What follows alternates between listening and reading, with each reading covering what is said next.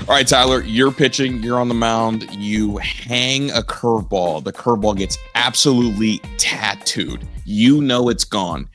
Your left fielder, do you want him to make the courtesy run to the fence and act like he can catch it? Or are you going to be mad if he just doesn't even move and just watches it go over his head? It's not a him problem. That's a me problem. Okay, that's fair. I got a story.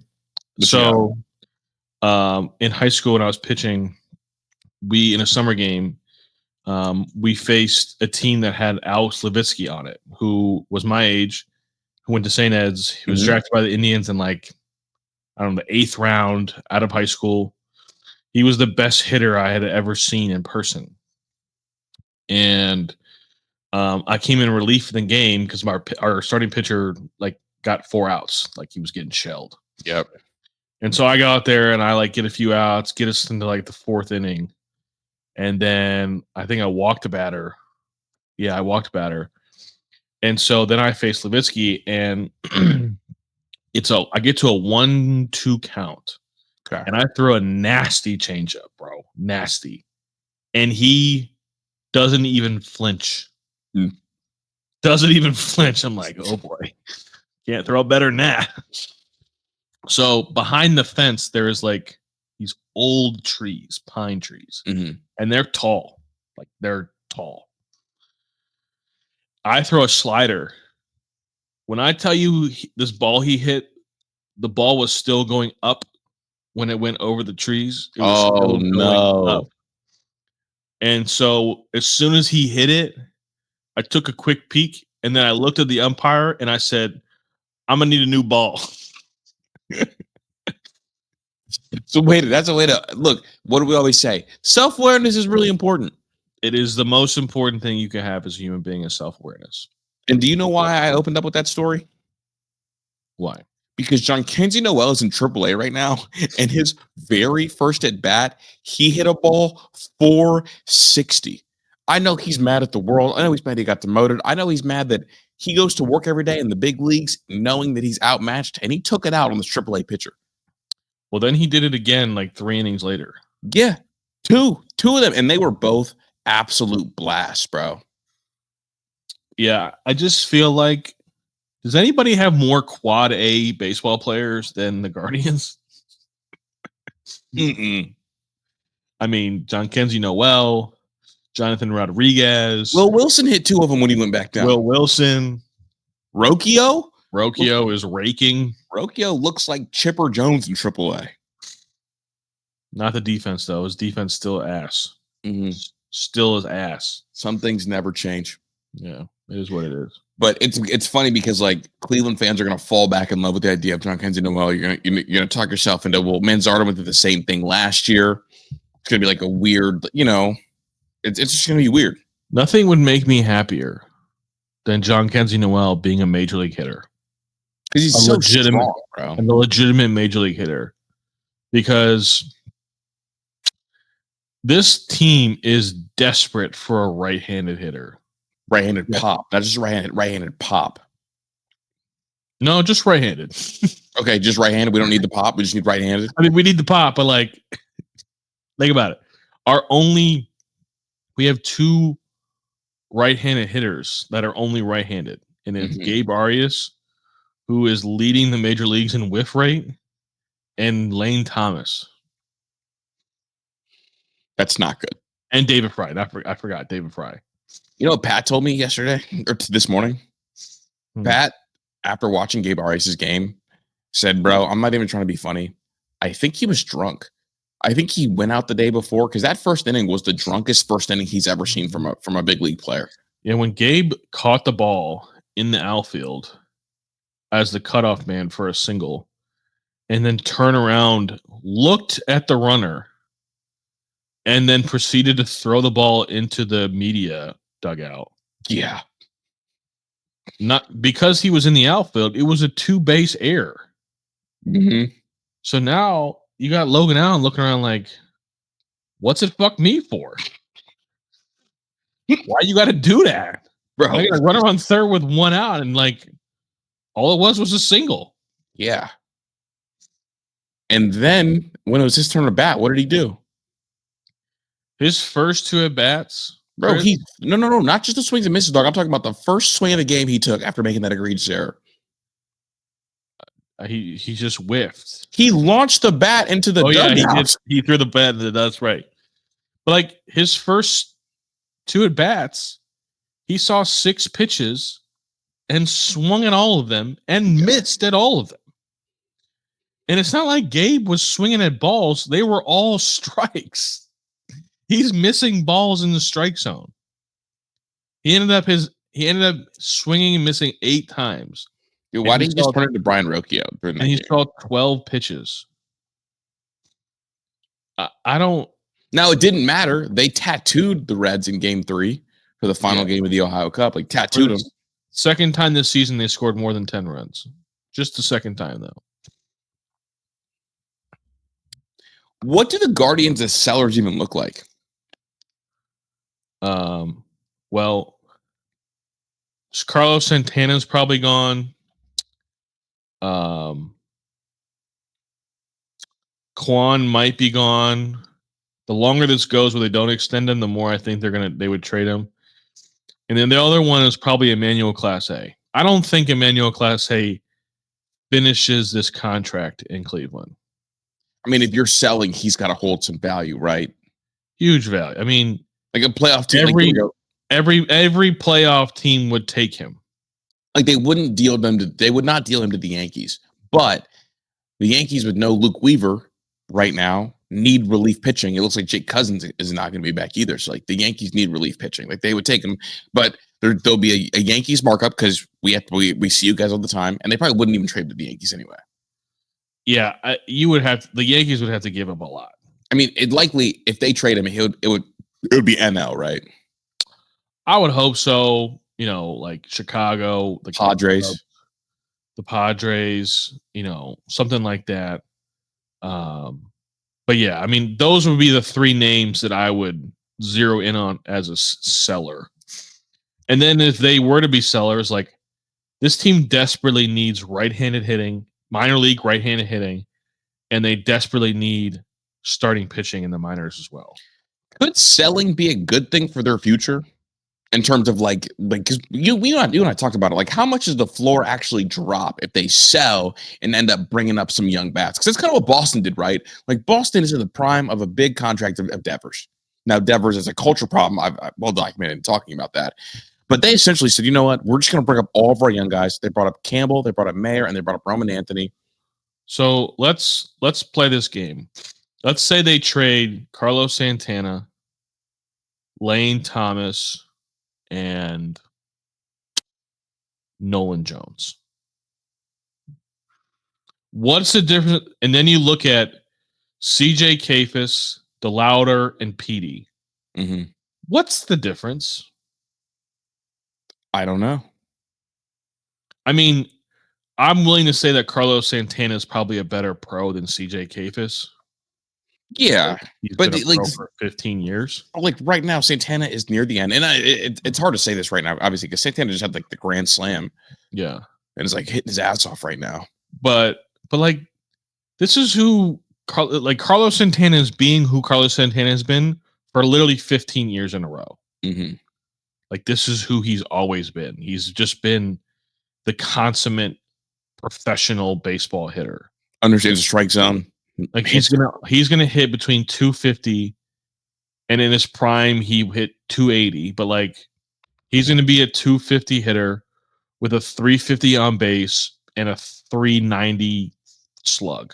And he's a switch hitter, so he'll be in your lineup every day. And he's a borderline Gold Glove defender at first. Yeah, so it's like that's who he is. So again, but here's the issue: is there's no and like. It's sort of off topic, but on topic. But there's no reason to bring up Chase DeLauder and CJ Kafis until this franchise is ready for them to face left-handed pitching. Mm-hmm. Do not bring up young rookies, young kids from the minors that you think are your future stars to not play every day. There's no reason to do that. And the main reason, and this is why I get so upset about David Fry and Kyle Manzardo, because like David Fry's 28 years old. He hasn't thrown a baseball in 2.5 years, it feels like. Yeah, bro, what surgery is it? Because it has been since He 2023. had Tommy John. But it's not, this can't be regular Tommy John. I don't know. This has to be like his second one, because think about it, dude. Like Dominguez had Tommy John in 2023, and he played in last year, like down the stretch. I don't know, man. It's just field. It's just one of these things where like he can't throw the baseball, and he's 28 years old, and he's had 2 months of good baseball in his entire career. Like that can't not be part of your future. Yeah, Tyler did a great video breaking down like the obsession with the platooning for those that want to go check it out.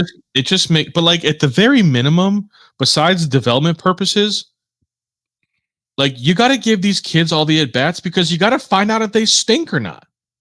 Like if they stink, you can move on, and if they're good, they're good. It's a good thing. Like either way, it's just purely from a finding out standpoint is why you should play these kids all the time. Yeah. Like let them develop. If the Guardians think that Nolan Jones is a future like outfielder for them, then he should be playing every day. Every single day. And and I say that about the at-bats thing, and like, but I'm like, there are some players that you can just tell like it's not there. Like Jonathan Rodriguez looks like $1 million in a uniform, but it's just so uninspiring. Like it just doesn't look. He just looks overmatched all the time. He does in his 50 at bats as a professional baseball player, and I don't know. Like I'm contradicting what I'm saying, but sometimes you can also just tell. Yeah, like it does feel like there's not quite a feel for it. I also think that like platooning middle infielders is the worst thing you could ever do for your team, because like that gets in the head of pitchers, and like obviously like middle infielders need to be on the field together as much as possible. Yeah, and shortstop, they don't know who their short. I don't think they know who their shorts. I don't think they really. Has Gabe Arias really made you believe that he's the shortstop of the future? I thought he could have been until he became the shortstop of the future. Then it's like, nope, I don't want it. It's like a hot potato job. I don't know where you go from that. And I think we know who the second baseman of the immediate future is. Like I think Travis Bazzana will be the shortstop. I mean, the second baseman starting 2026. And I think that's why they want to keep Angel in the outfield. So now we're talking about, you have Angel Martinez, you have Nolan Jones, you have Jonathan Rodriguez, and you have Chase DeLauter, and you also have Stephen Kwan. So I think the first domino that has to fall is they need to either pay Stephen Kwan or trade him. Yeah. Because now once you know where he if he's a part of the team, like he should be a part of the future. Like they should pay him. I'm not sitting here saying that they shouldn't pay Stephen Kwan. But if they're not going to pay him, trade him. I thought, and even if you don't become a seller, and it is, it's February of 2026, like trade Stephen Kwan. Like if you don't have a deal done before spring training next year, you should trade him. I told you that I felt like it was going to be Kwan or Bybee with an extension, not both. I did kind of back off of that when I saw how team friendly the Bybee extension is, but it still could be a case where it was Bybee over Kwan. And I don't know if I'm prepared to pay Stephen Kwan $20 million a year. Yeah, it'll be about what, 26? I don't know if he's worth that. He's a really good hitter, but like for a team that's strapped for cash, in theory, like they have the money. I know they have the money if they don't spend it, but like for a team that's strapped for cash, am I going to pay $26 million to a guy that's not going to hit the ball over the fence? Yeah, no. Look, you're talking to Mr. Power. I don't think I can do that. And so in that sense, like I think I trade if I don't have a deal done for him by next spring training, I'm trading him. And now we're talking about, okay, now you have Martinez, DeLauder, Rodriguez, and Petey. Because I think CJ Kafis is probably going to play first base next year. Because I don't think they're going to re-sign Carlos Santana.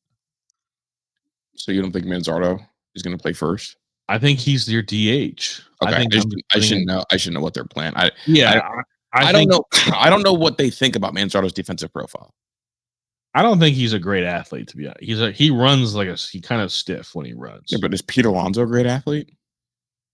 I think he's. I mean, have you seen bro? Manzardo run? Bro, have you seen the Pete Alonso triple, bro? I saw a Manzardo triple and it looked like it hurt.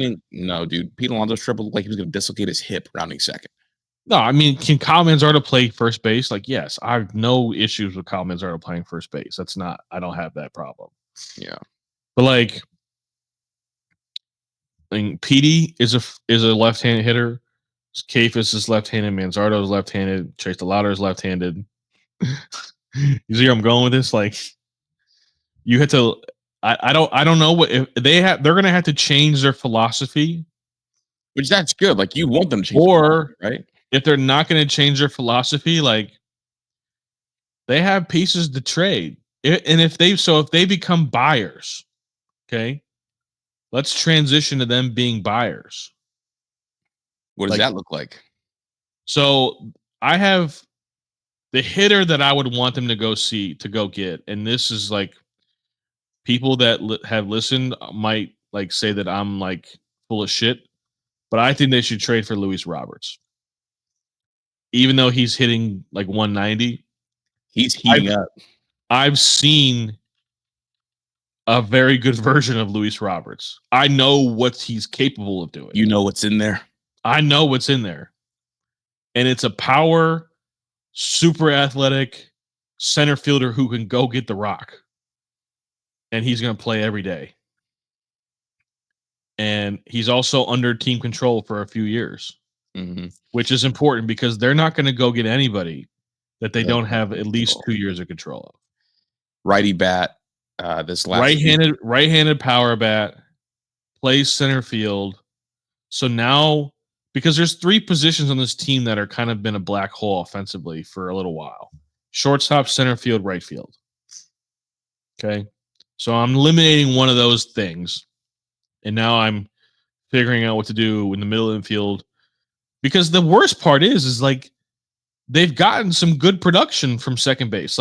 Then you also don't forget you also have Daniel Schneemann, and I think Schneemann is the most disrespected player in Cleveland Guardians modern day lore. I don't know what to do with him because I think he's pretty good, bro. Schneemann's nice, bro. I was telling you, his batted ball metrics look positive, bro. Bat to ball skills are there, and he's shown more pop than he gets credit for, bro. Yeah.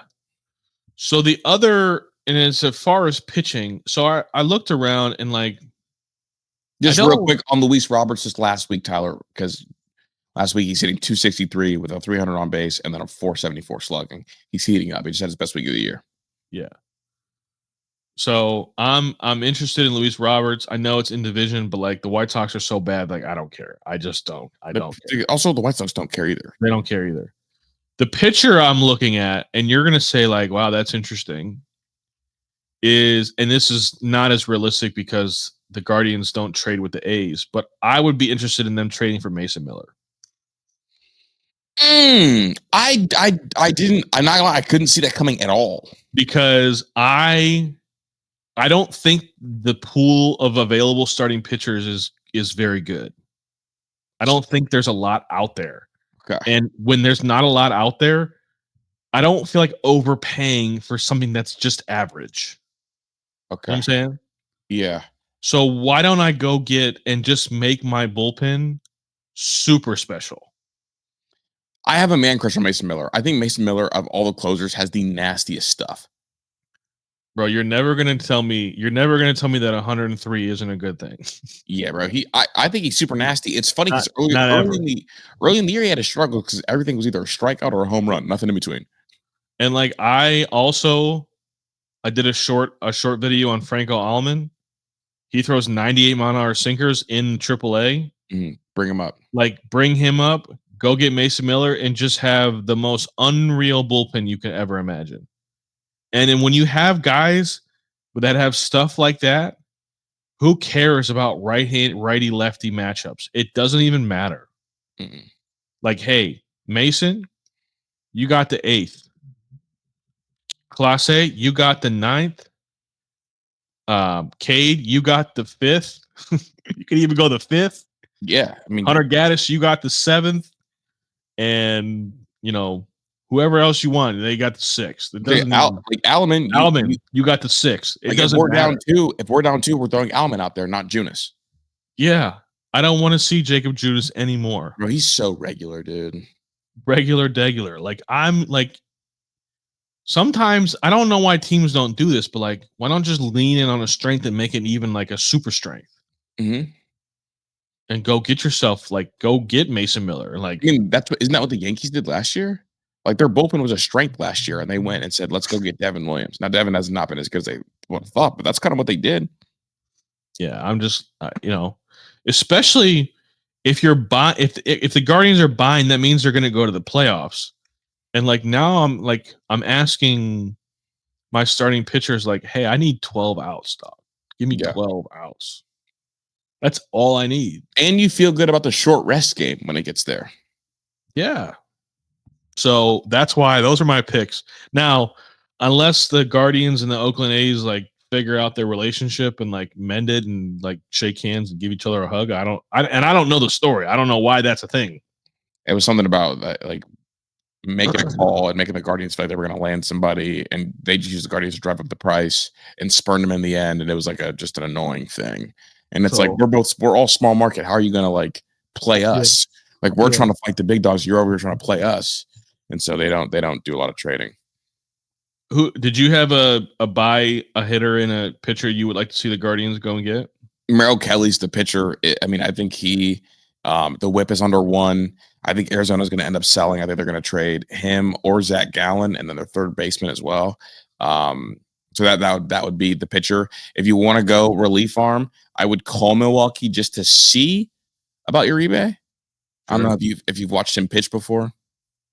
I mean, most of these guys, if you're an elite bullpen arm, you're probably really, really nasty. So dude, he's ferocious. His fastball velo averages 99 miles per hour. Yeah, I'm good. That's sure. Sign me up. And it's what's rare with him is his fastball velo is up above 99 miles per hour, and yet his average exit velo is only 86 miles per hour, which means he's not getting hit hard. No, he'd be breaking bats. Is what 88 is considered soft contact. So 86, 2 miles below that, when you throw 100 miles per hour, is absurd. That paired up with the K rate of 32%. I think you call him. He's 24. They probably won't move him, but he's not the closer yet. He's only got 1 save. I think you call him and just see what they're dealing with. I know they're desperate for middle infielders. So that's just my thought on that. And then bat wise, we had the same bat. Honestly, because Jose can't play third, that takes a couple guys out of the equation. I think third basemen are going to be on the market. Mean, if you asked Jose Ramirez to play second base, he'll say yes. Okay. I don't know if you would, as a team, I don't know if you're the team that you want him to play second base. I just think he's been slotted at third for so long, he would not move off and play Jose Ramirez does not care. Okay.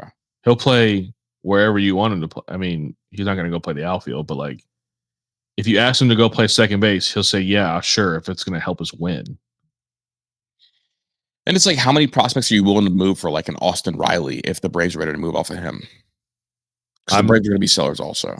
There is not, to be quite frank, I don't know if there's a prospect in my organization is untouchable. Probably Bazana's the closest.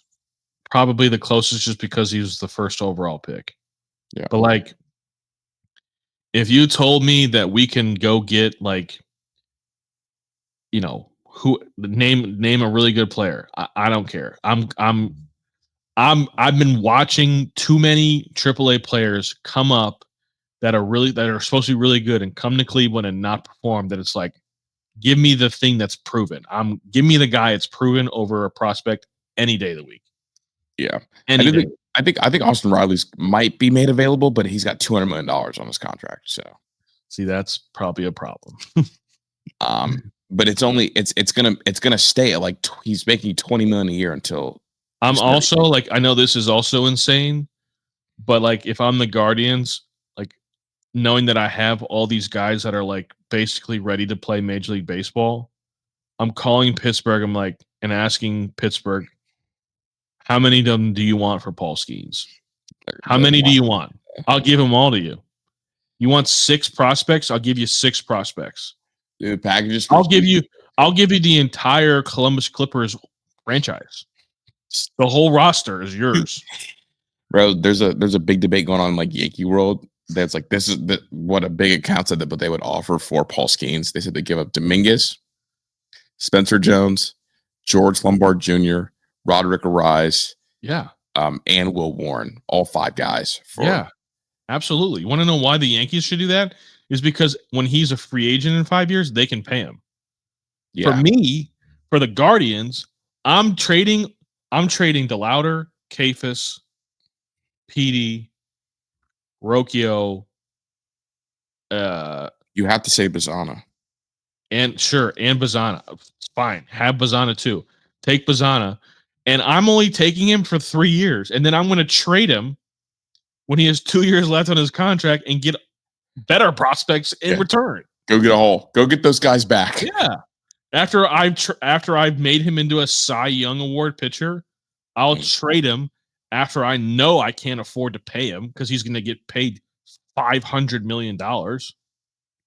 Yeah. All I'm trying to this is why I get so frustrated with the lack of aggression that they sometimes have, is because they should be trying to create as many 3-year windows as they possibly can.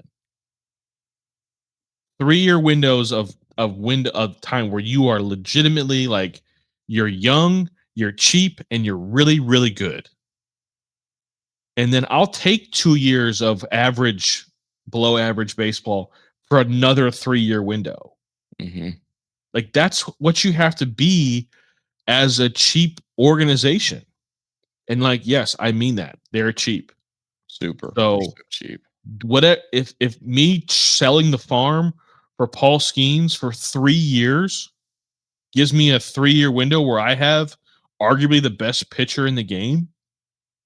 Yeah. Sign me up for that. I'm in. Eugenio Suarez is going to be available too. Right-handed bat this year. He's hitting .230 with 19 home runs, 52 RBIs, and an OPS of .819. The issue is he's a third baseman, and he's a rental.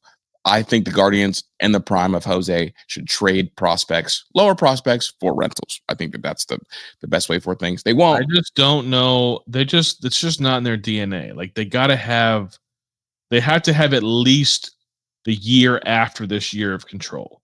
Well, I guess the reason I think they should call, because they already have a relationship with the Diamondbacks. The Diamondbacks are very happy about their Josh Naylor trade. Like, very happy. Sure. So go and see what you can do there. I wonder where they need to be. Striking distance. Well, I'm going to say, like, like Chris Rose said that the division was pretty much over. That was like 2 weeks ago, but turns out he was pretty fucking right. I wonder where they need to be wild card wise for them to be buyers or sellers, like where they need to be. How far out of the wild card? Because that's the thing, is like the deadline is the end of July. They still have like a month and a half. Yeah. So the problem is this is what happened last year, is that all the traditional sellers, they weren't really sellers because they still felt like they had a chance. So nobody really traded anybody. You stick right in the wheelhouse. So, I'll be interested to see, what a selling team looks like, where they have to be. I don't think the Guardians will be a seller. I also don't know if they're going to be a buyer. I think if anything happens, the Guardians are just going to stand pat. I think they could be a buyer. I think they could try to trade because like the Rockies, honestly, the team they need to be keeping a close eye on is the Padres. Sure. Because we don't know what they got going on. Cardinals could be sellers too. Right now they're 5 games back of the Cubs, and they've got some young talent. And they've been really good too. They've been linked to Donovan for forever. Yeah. So we'll see. No, I mean it'll be interesting to see. I mean, the nice part is like they're supposedly like their schedule is going to get a little bit easier for a little while. And Detroit's schedule is going to get a little harder. So, this next, I would say the rest of the month. Right now they're 8 games back. If they can get to like 4 by July, then the buying thing becomes more realistic. I would say they're 60% chance they're going to stand pat, and then a 20% sell and 20% buy, based on where they're at right now. Is what my guess would be. There's a better chance that they do nothing than do something at all. Well, that's disappointing. Want to switch gears? Talk Ohio State, big dog. So a couple things. Ross Bjork finally commented on the Big Noon kickoff thing. Basically said we've been carrying the Big Noon thing for a little bit. I could tell he was holding back. Did you have thoughts on what Ross? Oh, I thought he was holding back too. Mm-hmm. I definitely think he was holding back because I think the thing he would like made a joke before. He was like, "How much time do we have?" Right. And sometimes I just wish, like, I know he's supposed to be professional and I know he can't say what he feels all the time, but sometimes I wish he just would have said, yeah, when it's time to renegotiate, there are going to be some expectations that are going to be there. And if he would have just said that and left it at that, everybody at Ohio State would have been like, hell yeah. Yeah, like ride for my guys. Like and I don't think that's too like out of pocket or disrespectful. No, it's not disrespectful at all. Like, it's just like, you know what? When it's time to renegotiate, we have opinions about how this renegotiation is gonna go. And it's not even like saying like, and we're had the biggest voice because we've been carrying, like that goes without saying. Yeah, that's like the unspoken, like this is just what it is. Yeah. And so as far as I'm concerned, like what is stopping? Does Texas still have their own network? Mm-hmm. Do they make a bunch of money off of it? Yeah, but that network is part of it's part of the SEC umbrella. So I just wonder like what an Ohio State network would go, like how that would. I mean, they could do it. That's what the Yankees did. Like, what's stopping Ohio State from having their own network? I think they signed like their exclusive rights stuff with like on a media deal with Learfield too. They don't have exclusive rights to anything. Like Ryan Day can't even do like a Ryan Day radio show without it being owned by Learfield. Oh, that's shitty. Well, I mean, either way, it's like, I mean, Ross Bjork needs to be with the Big Ten commissioner and be like, hey, you don't sign anything without our approval. Nothing gets done without our approval. Mm-hmm. And this would honestly be a situation where Ohio State could join forces for this one time with Michigan and Penn State. Like, none of these deals are getting signed until the three of us agree on it. I mean, that's kind of what the ACC is doing. I mean, that's what they should do. Because when is the SEC deal with ESPN now? When is that up? I think it's the same year. Everyone's up at the same time. I mean, what's to stop ESPN from like purchasing both? I don't think they have enough money for both. You don't think so? If you were ESPN, which one would you rather have? The Big Ten. Why would you want the Big Ten? Because it's coast to coast. Well, more arrogantly, who does better numbers than anybody in the country? Ohio State is the biggest fish. Ohio State's the biggest fish in the whole country. They're the biggest fish. Yeah. They play a game every single year. It's guaranteed to be played every single year. And every year it's well over 20 million views. Over. Guaranteed. Well over. Literally write it in stone. It's guaranteed.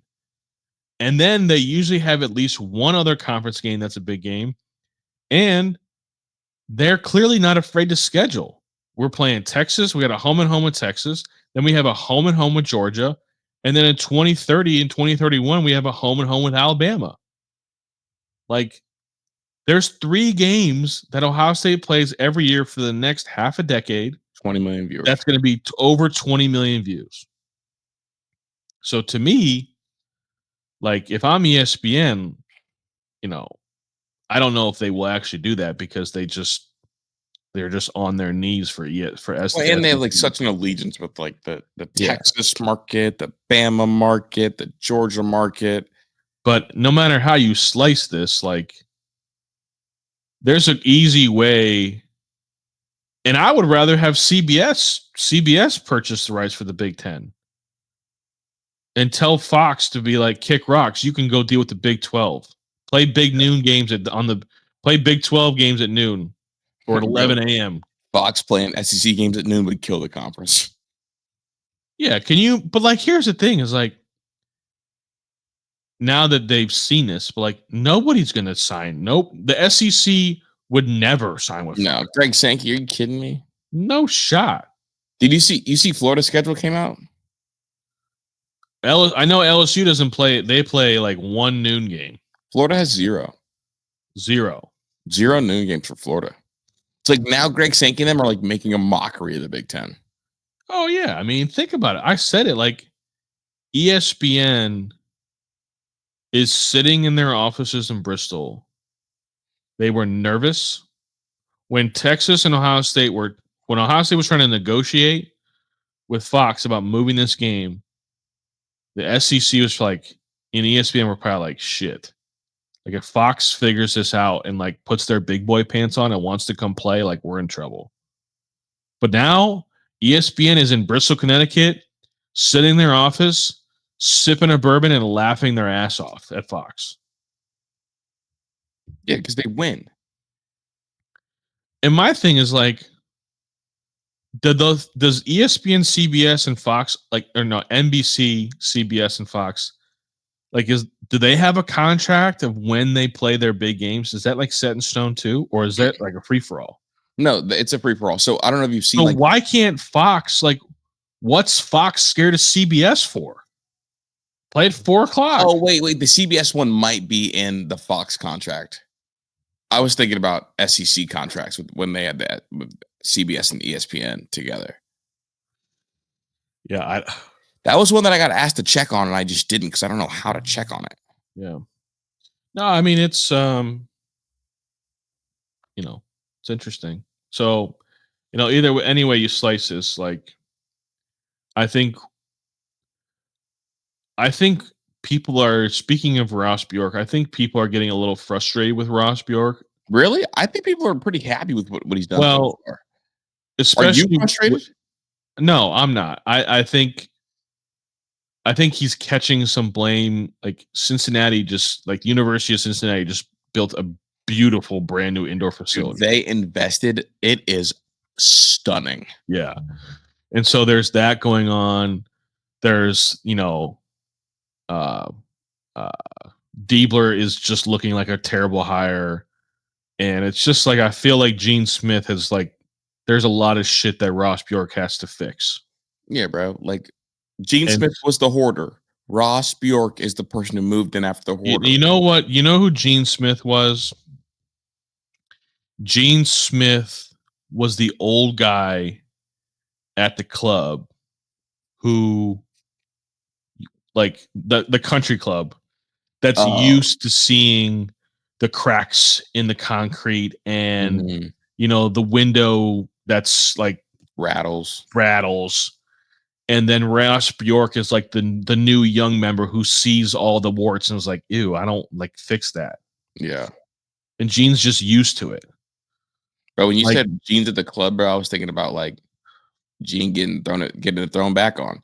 No, Gene's That's why I laughed like that. It's like Gene's at Notre Dame. Gene is a Notre Dame man at heart. No, I know.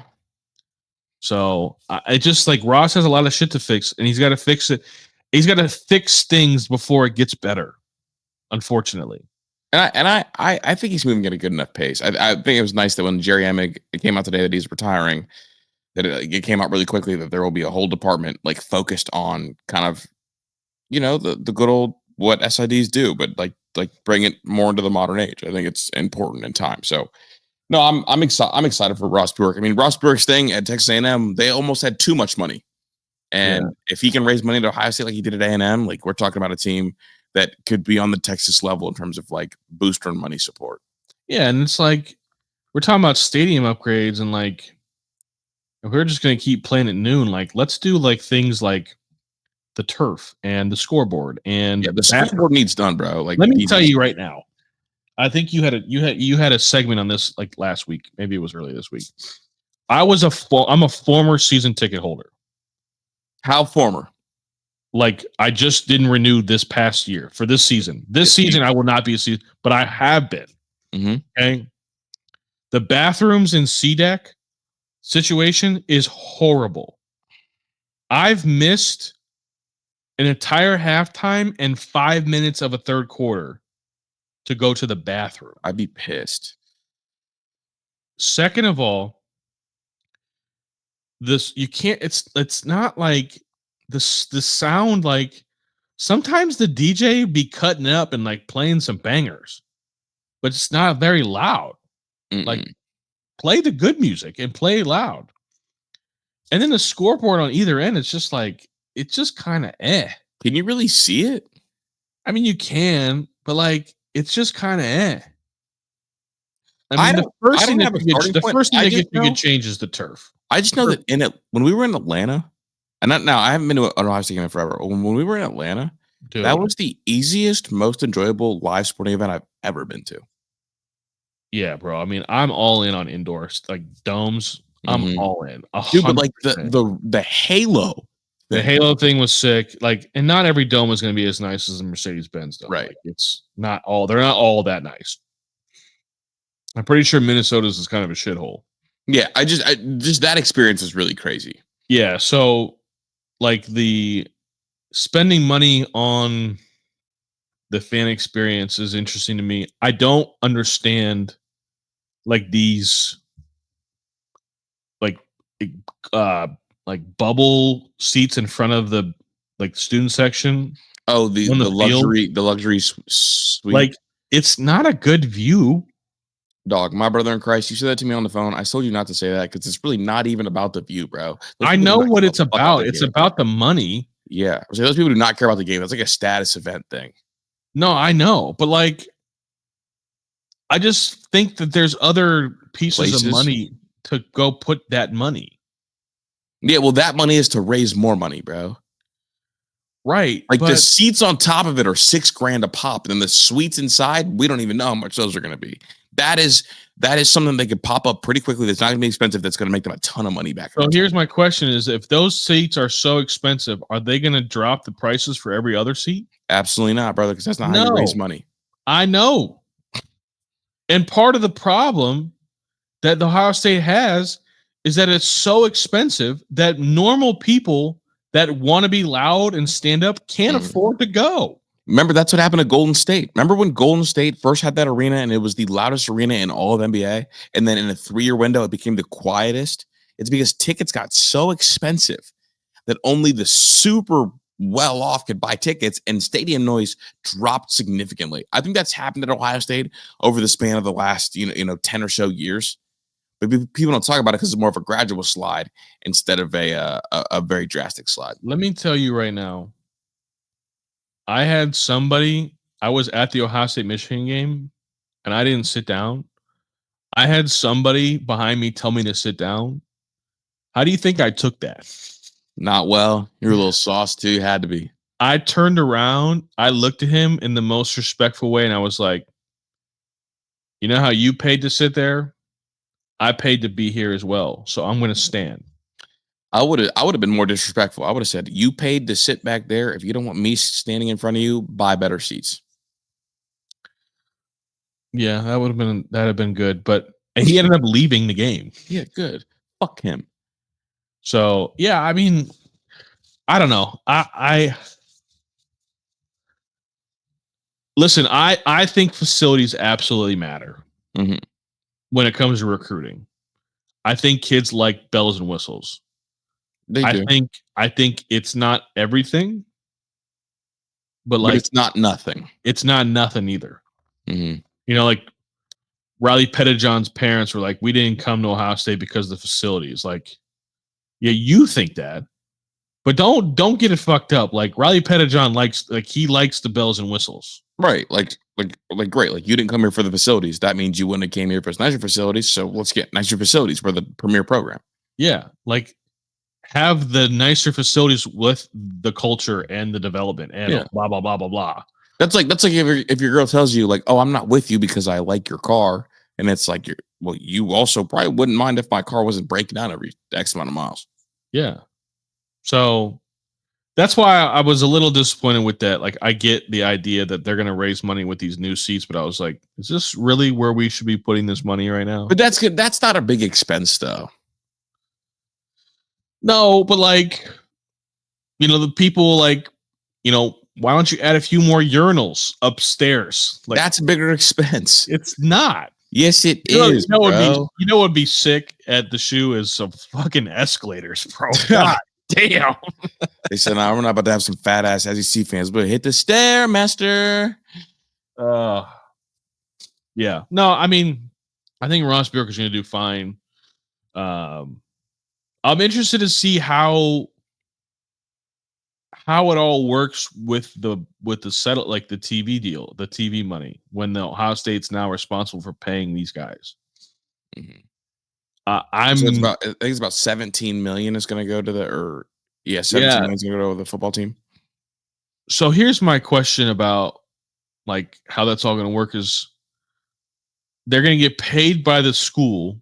Mm-hmm. That's not going to stop them from getting NIL deals. They can get NIL deals from outside. It cannot be anything affiliated with the school. And there's someone reviewing all the NIL deals. Two people.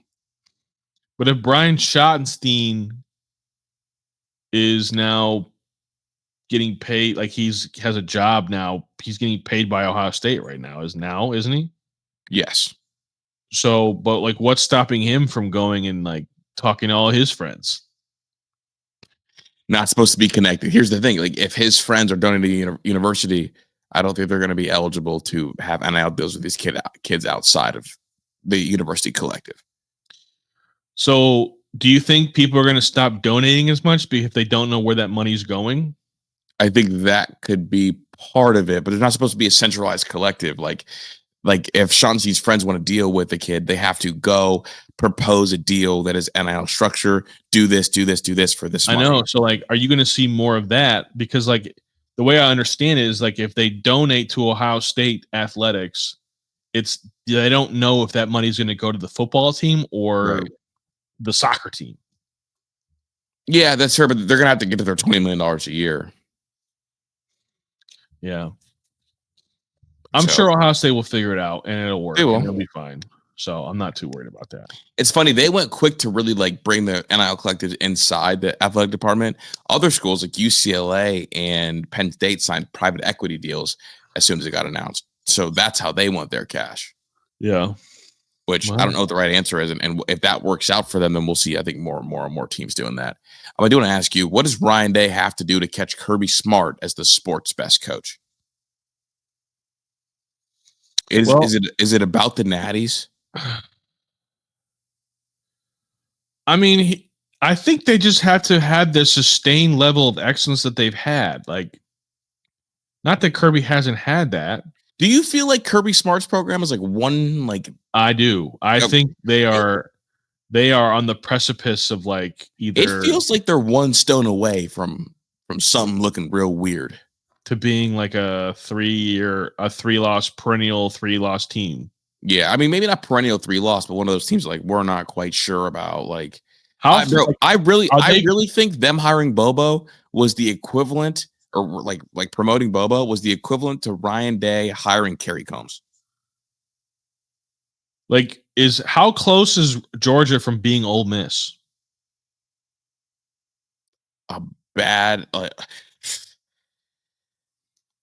that Ole Miss is a bad team, bad program, but like.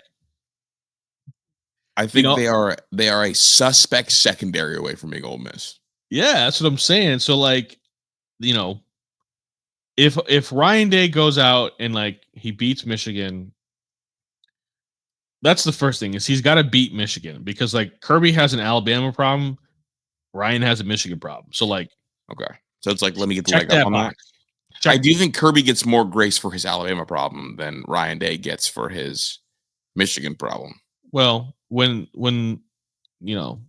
Michigan gets like charged with cheating, then like, Ryan Day. Yeah, but at the same time, like they crazy. lost to Michigan this year too. I know. So if he goes out and he beats Michigan, he checks that box. But like if Ohio State for the next couple of years is like 11-1, 11, they're in the playoff, they're going to the semifinal, like they're reaching the semifinal, they're reaching Natty, it's probably going to be close. I mean, if he wins 2 in the next, let's say he wins another one in the next 3 years, and Kirby doesn't. I give the crown to Ryan, but I do think he's going to need to win the head-to-head matchup to get the national crown as the best coach in America. And I'm curious to see what it looks like when everyone recognizes him as the best coach in America. I mean, there's no doubt in my mind that in the next 3 years, like they're going to play in the playoff. They're going to square Bro, off. they were supposed to play this year, but one team didn't hold up their end of the bargain. Yeah. And it was Georgia. Ohio State would have beat the brakes off of them, would have too. beat the dog shit out of them. Oh, my God. Oof. But, like, does Kirby get a pass for last year because he lost his quarterback to injury? No, Kirby's not going to pass. If they got the shit beat out of them, no. Yeah, I agree. Because you know why? You know why? Because if they would have played last year in the national championship, that means that Gunnar Stockton elevated and beat a bunch of teams along the way. Yeah, that's fair. It's a fair point. Fair point. I like Ryan, man. I'm excited, man. I was ready to fire him after the Michigan game. I was pissed. I was upset. I was like, fuck. But I also acknowledged that he could win a natty. And I think in the current landscape, he might be the perfect coach for it. He did. I don't think he's the perfect coach for Ohio State, but I think he's the perfect coach for the landscape of where college football is. Yeah, because I think like it's like about getting to the playoff, and then if I've got a little bit of time, I can kick your ass because I'm just better than you. Correct. So it's like there are things about Ryan Day that I could absolutely do without. But I don't think there's another coach that I would want more than Ryan Day. No matter what happens this year, dog, I think I can watch this year and I can get on the show and tell everybody whether we're going to have a dynasty or not. And I do think that is the best storyline in terms of Ohio State this season. Because I think we both know we can look at this year and think, okay, Ryan Day's dynasty sits in the brain of Brian Hartline. Yeah, and Billy Fessler, I think, too. Yeah. I mean, I still don't believe that Ryan Day is going to stop helping develop quarterbacks. I do too, but here's where I'm at. I think one of the two can afford to be iffy. I think if both are iffy, you have a problem. Because if because if Billy Fessler's doing a really good job and Brian Hartline's struggling, it's okay. I trust Billy. I can go over and help Brian. If Billy Fessler's having a hard time and Brian Hartline's having a hard time, and I got to try to balance both, that's when I'll fall apart. Who would you rather be? Who would you rather be good? Who would rather be good out of those two? Yeah. I think I'd rather Fessler be good because if Fessler's good, that keeps Brian Hartline here for longer. Because if Brian Hartline, I think Brian Hartline's here for this year and next year, and then he's going somewhere. I think if Brian Hartline is overmatched again, I think he'll reset the clock and try to stay until he's good enough for it.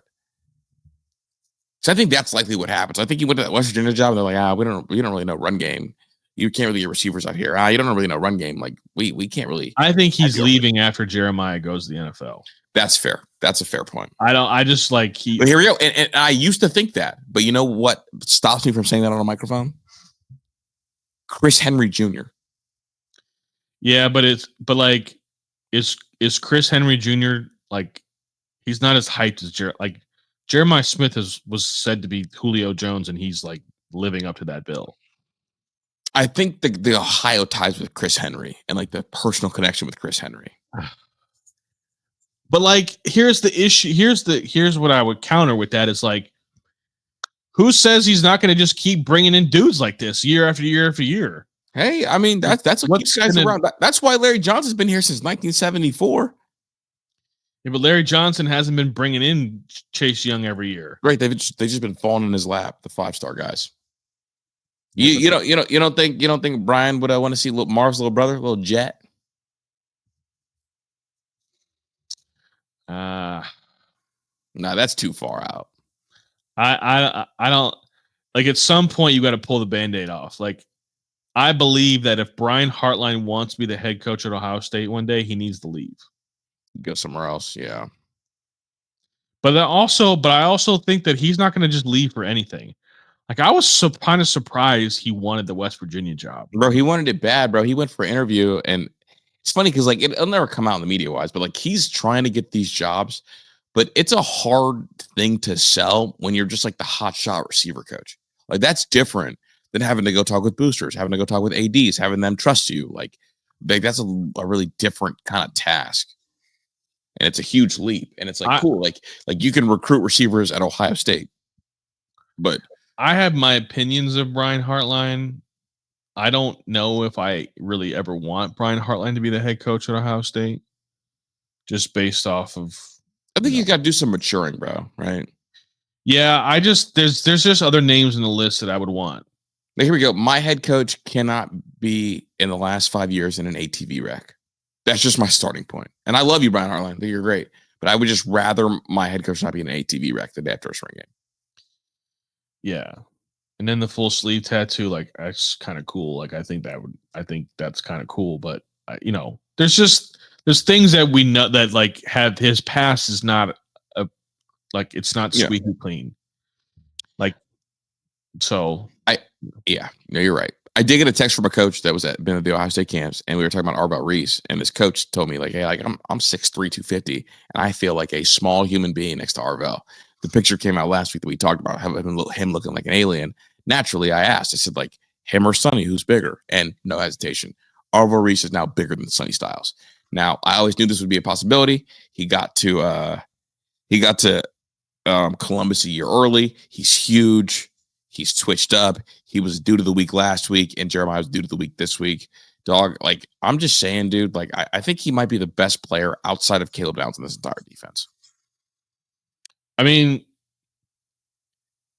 we're finally getting back to the point in our program where the linebackers are now, like, fast and athletic linebackers. Mm-hmm. Like, we kind of got away from that for a little bit. We got for, like, not that James Laurinaitis wasn't like a great player, because he was a great player, like a great player. But like, I would rather have Ryan Shazier. Yeah, our linebackers are looking more and more like Monte Te'o and Laurinaitis, which is great. They were great college backers, and we moved to the passing league, and they looked less and less like Darren Lee and like Ryan Shazier. I want my linebackers like Darren Lee and Ryan Shazier. I'm sorry. And a game that is so versatile and offensive skill players getting better and better and better. I want guys that do a lot and that are twitch monsters, because guess what? You know what makes up for a mistake, Tyler? Being fast. Speed. Every sport, right? When you're a pitcher, you can make a mistake if you throw 101, because guess what? Speed erases mistakes, right? Like if I'm faster than you, I can have a bad defensive possession and I can close the gap. So speed matters. And I think that like having fast athletic players up near the line of scrimmage is so important. And I am a fan of our linebackers now look like the Shaziers. They look like Darren Lee's. They look like Georgia linebackers. They look like Bama linebackers. I like that. I hated looking at our team sometimes and thinking, damn, like Tommy's great. And if he sees me and he wants to slap me, I can respect it.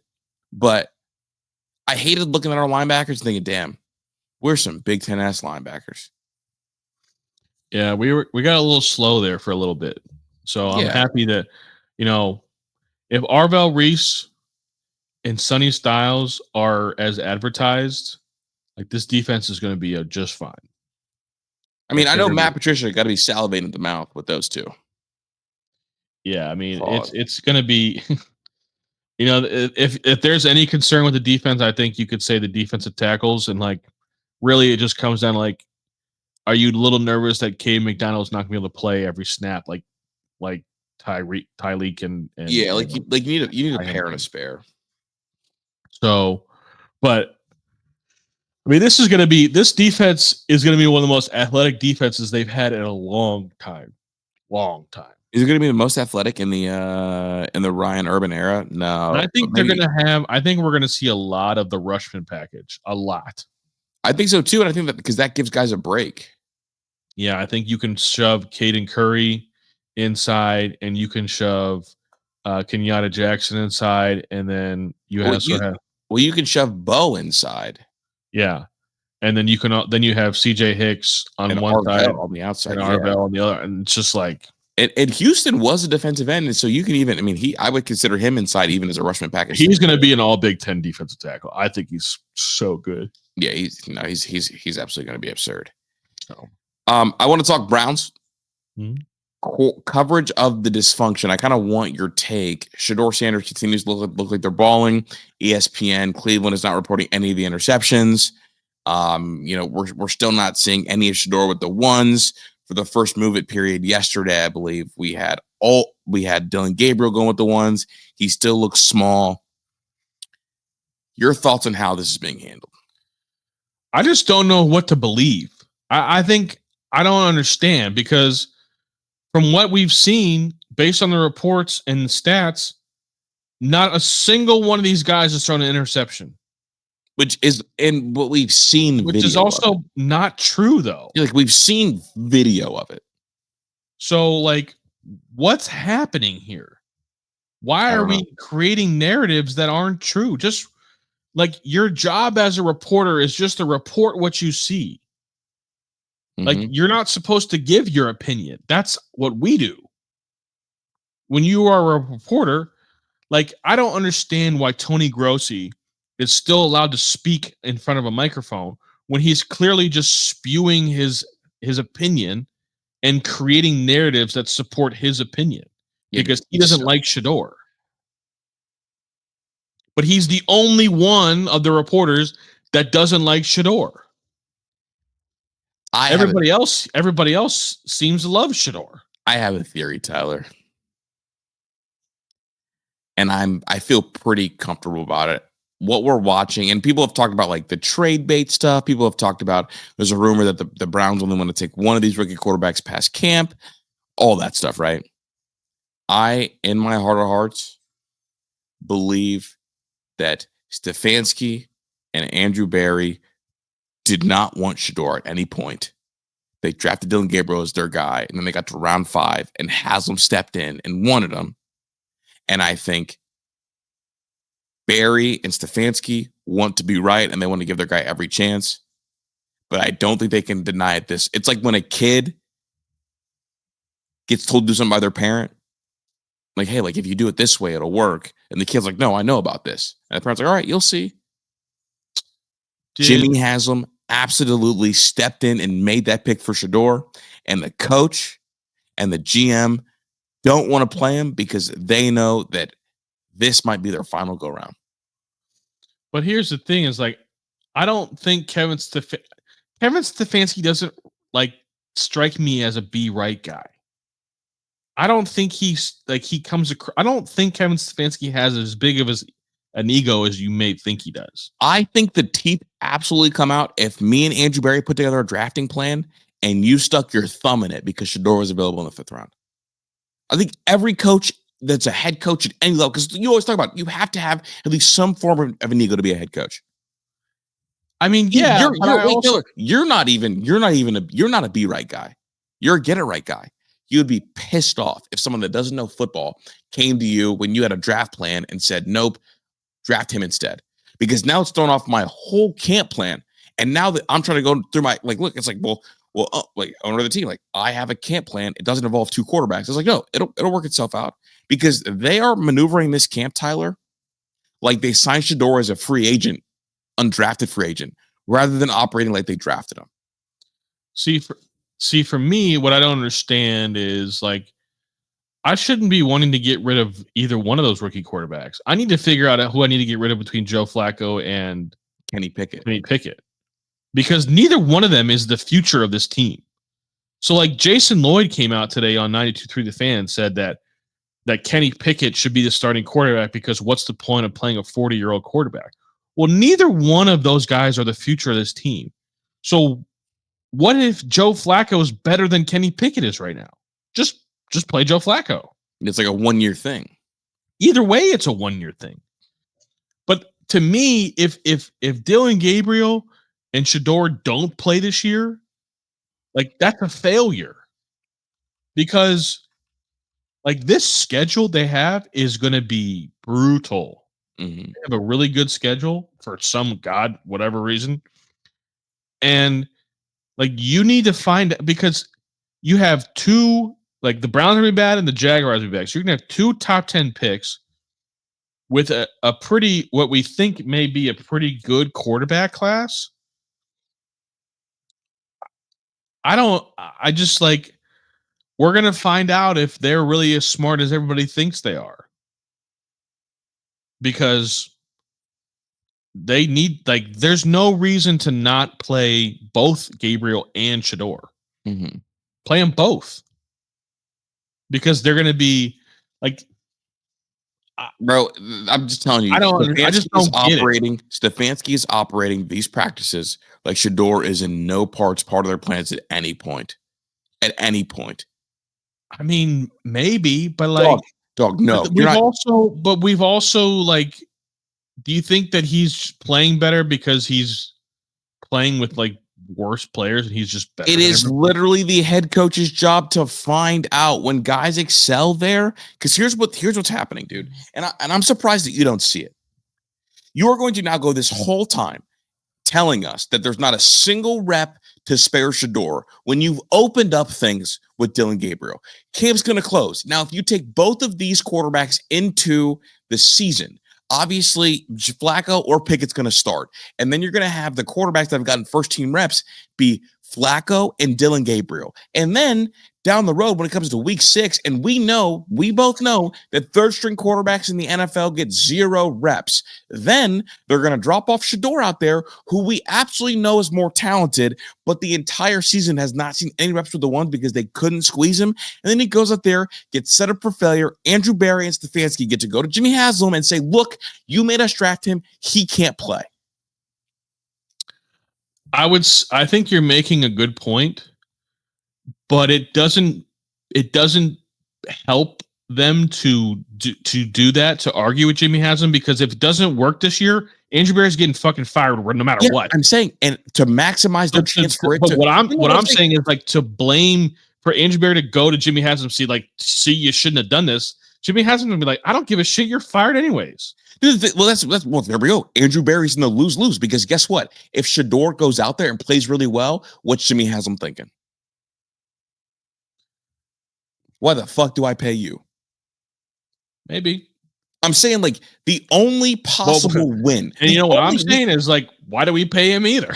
I'm saying the only possible win for Andrew Berry is if Dillon Gabriel is a dude. Because guess what? If Shedeur's a dude and I had to step in and force you to draft him, holy shit. I'm smarter than you. I mean, we're very much speculating that's what happened. Brother, I'm saying the only way, and also it makes sense because what has Tony Grossi always been anti? He's always been anti-Haslam. And I think that Shedeur is viewed as a representation of Haslam, because this is like Shedeur to Haslam is like if Manziel would have been a second-round draft pick, who would have drafted him? Jerry Jones.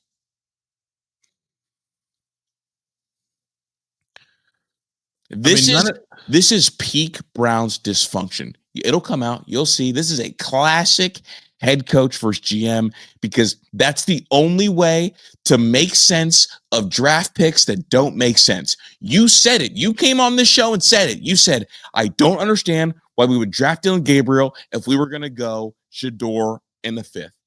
And you know why it doesn't make sense? It doesn't make sense because the only way that would happen is if the head coach stepped in and said, all right, it's round 5. I want Shedeur. Shedeur sells jerseys. Shedeur gets busted seats. Shedeur gets me coverage. And I think he's a good player. And every other analyst is telling me he's going to be a first rounder. I want Shedeur. You saw the look on Stefanski's face and Barry's face when they had to call, bro. They were what? That was the face of a kid that just got told, go outside and go play with the weird kid down the street. Hey, Stanley, do you guys want to play? We know you don't want to play with Stanley. We know. I don't know. I mean, I'm not saying the only show I don't that think has you're. this- I don't has this think you're nailed. wrong. I don't think you're wrong about like Haslam making that pick because I was hinting at that before a few weeks ago, You and know it deep down in your heart. You know this is what's going on. but I don't think it helps. I don't. And the reason why I think you're wrong about the way Stefanski and Barry are playing this with Shedeur is because I think they're fucked if they lose. They have to win. Like They Stefanski have to has win to with win. Dylan. No, Stefanski might be good, but Andrew Barry has But to that's what win I'm with saying. Dylan Like Gabriel. That's his only that's what way I'm out. saying Winning is with like Dylan. Stefanski's gonna play whoever he thinks can win him games because like he's if he wins games with Shedeur, he's not getting fired. Andrew Barry might get fired, Yeah. but Stefanski won't. And at the end of the day, everybody looks out for old number one first. Basically, but who? Here we go. Who is Stefanski safer with? A new GM or Andrew Barry?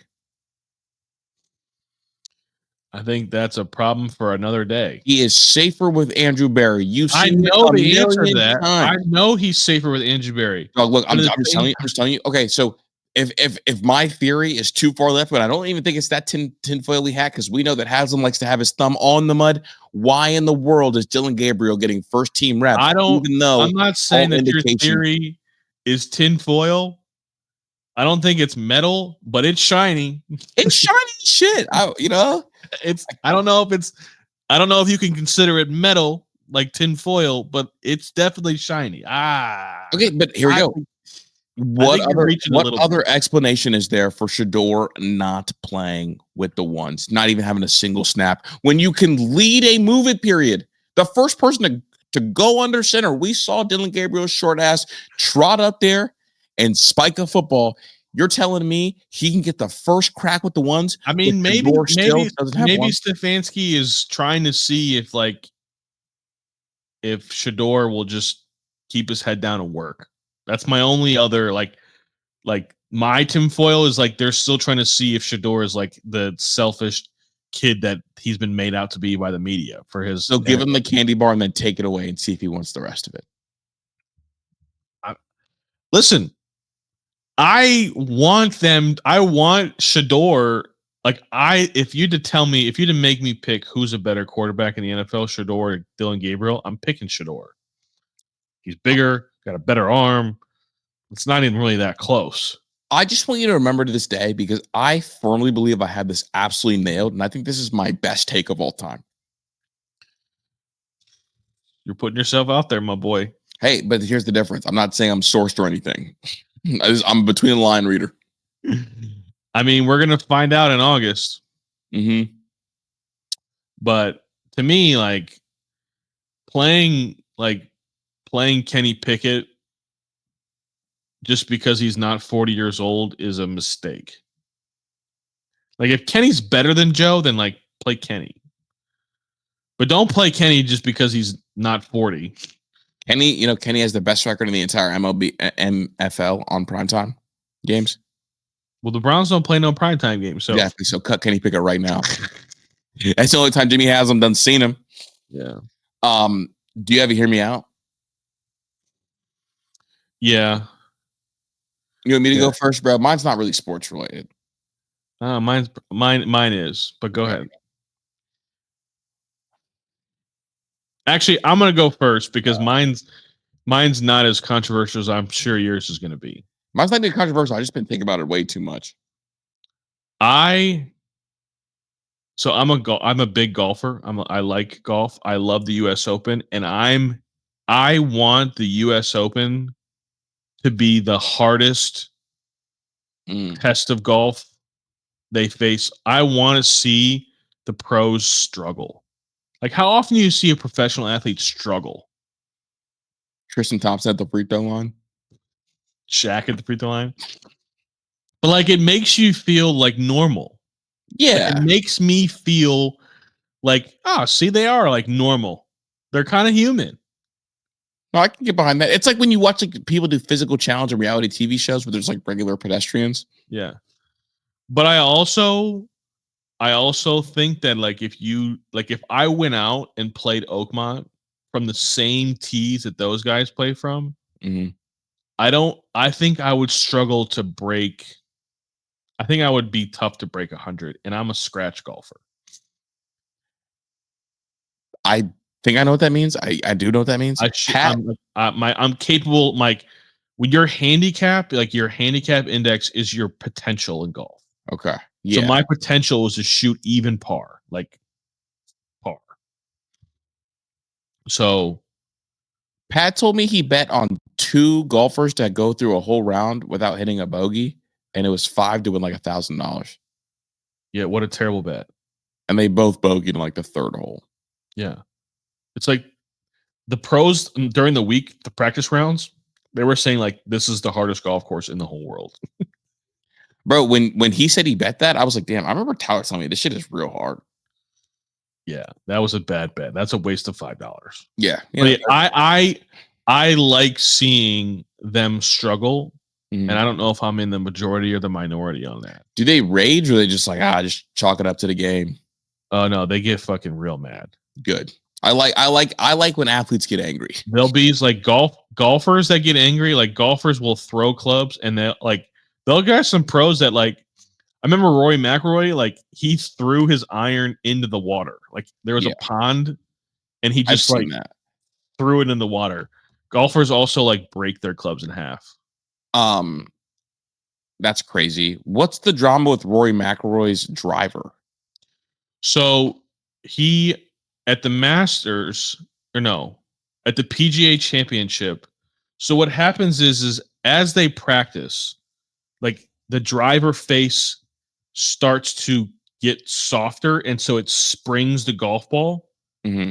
and it gets too hot. Like the ball starts getting too fast, and there's a conforming list. So like he didn't cheat, but like it just happens like his driver just got too hot because it just got older. So It's what's weird. that mean? Like He just had to get a new driver. Like he just couldn't use that driver anymore. It was non-conforming. And it's not like he didn't do it on, like they don't do it on purpose.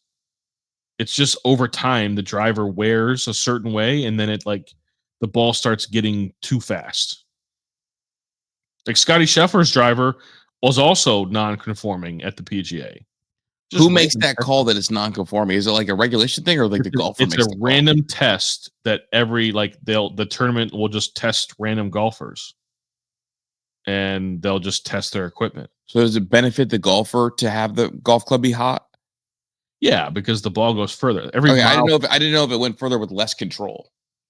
No, it doesn't affect. It just the ball just goes further. Every mile per hour is like 3 or 4 yards of distance. Okay. So like it's not like it wasn't a big deal. The I only just reason saw why it was a people- big deal is because it was Roy McIlroy. I saw people calling him a cheater on the timeline. No, he's not a cheater. Like there's nothing he could do about it. He didn't even know it was happening.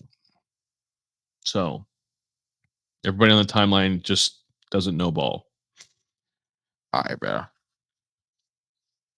I'm saying this, bro, and I've given this way too much thought. It's become normalized. Like this animal, like people think is normal. This shit is not normal, and I think humans should like all band together and go kill all of them. Kangaroos do not belong on this earth with us. Why? Dog, they have opposable thumbs. They strangle dogs and drown them in rivers, and they can fucking box. Like what? Like think about how insane a kangaroo is.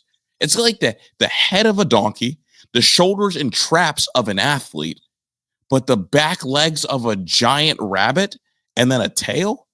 And they kill dogs and they box humans, and they have a fucking pouch that opens up and little ones crawl out. They need to die, bro.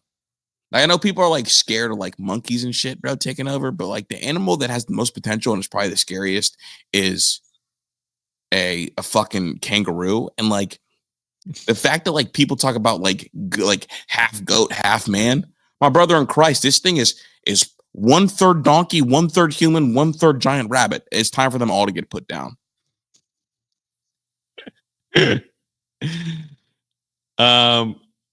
Bro, think about how kangaroos have been fucking normalized, bro. I mean, but they're also like not. There's only a few places in the world where you can go find a kangaroo. Kill them all. What I don't understand is how we're just like okay with alligators and crocodiles being live dinosaurs. Bro, those scare me less than kangaroos. Alligators are dinosaurs, dude. They are. But are they more dinosaurs than Komodo dragons? No. Yes. An alligator is an actual dinosaur. Dog, I saw a kangaroo drowning somebody's dog in a lake while looking at the pet owner. They're psycho.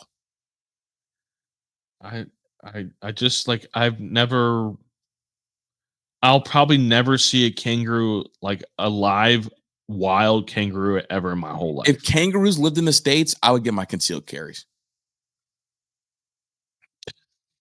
Akron man pops kangaroo at Circle K. It's me right here. Like you're probably never going to go to Australia then. If I do, it's for one thing and one thing only. What an irrational fear. Bro, it's not irrational. Bro, why are they so normal? They're not normal here. I'm just saying, like, why are people just okay with kangaroos being out in the universe? Did you just watch these Yankees play? All I know is the fact that like people that live in Florida, I don't understand. So what's scarier, bro? Australia or Florida? Florida. Bro, in Australia, they got rattlesnakes, scorpions, and fucking kangaroos. Yeah, I mean, I guess it's like potato. Like it's a bit of both. It just depends if you want to die in the wet or die in the dry. Yeah. It just doesn't make like I got. Yes, I just watched that play. What a drunk that was. What a drunk play that was. Bro, this game is not sober right now, dude.